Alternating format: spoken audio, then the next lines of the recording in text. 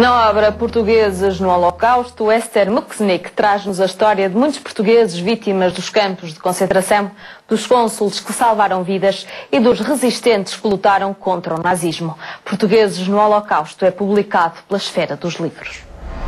De facto, as vítimas da máquina de morte nazi não foram só os judeus. Foram, de facto, os judeus foram a esmagadora maioria. Nós temos, em primeiro lugar, obviamente, uma figura que já é mais conhecida, que é a figura de Aristides Sousa Mendes.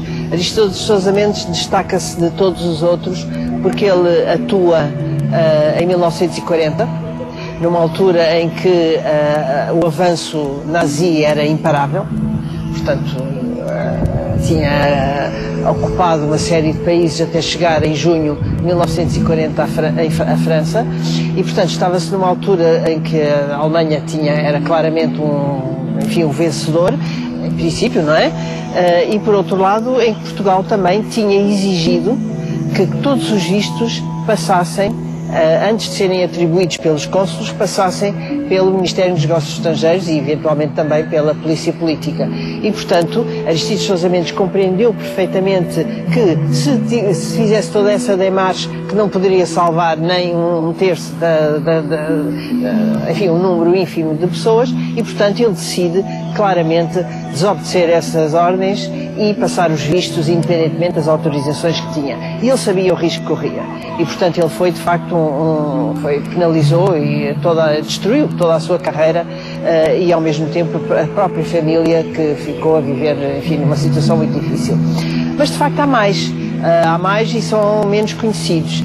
Há, em primeiro lugar, eu cito em primeiro lugar Sampaio Garrido e Teixeira Branquinho, que foram dois diplomatas que representaram Portugal em Budapeste em 1944 e que tiveram também um papel muito importante. Aliás, Sampaio Garrido acaba de ser reconhecido como justo pela autoridade de Jerusalém, que atribui esse diploma de justo. E, portanto, Sampaio Garrido e Teixeira Branquinho são pessoas que não ficam indiferentes à tragédia que os rodeia. Em 1944 é a altura em que a Alemanha nazi ocupa a Hungria e há uma operação de deportação de 500 mil judeus da Hungria, que é trágica e que ao mesmo tempo mostra o ódio antissemita, porque a Alemanha já estava derrotada. Esta obra é fruto, sobretudo, de um estudo, de uma reflexão e de uma pesquisa ao longo de décadas, porque é um tema que vive comigo desde sempre, um bocado. Eu acho que vive dentro de cada judeu, de certa maneira, não é?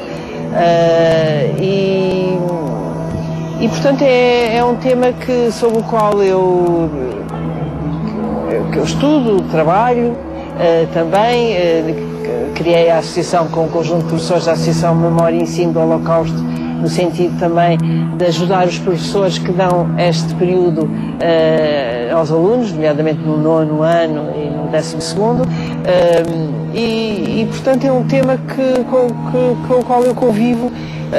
E concretamente para este livro, evidentemente fiz uma pesquisa um bocadinho mais aprofundada, como é óbvio, não é?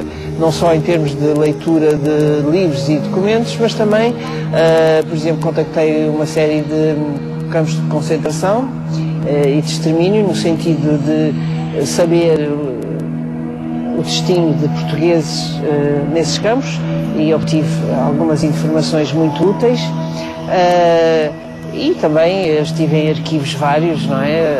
E, portanto, obviamente que é um trabalho, mas como digo, é um trabalho de anos. Uma obra que nos revela novas histórias sobre a posição de Portugal durante a Segunda Guerra Mundial. Nós temos 10 exemplares para oferecer no Passatempo de hoje. A pergunta que lançamos é: qual a obra que marca a estreia literária de Ester Muksnik? Devem concorrer pelo e-mail lermaislermelhor@philbox.com. As 10 primeiras respostas corretas serão as vencedoras. Boas leituras!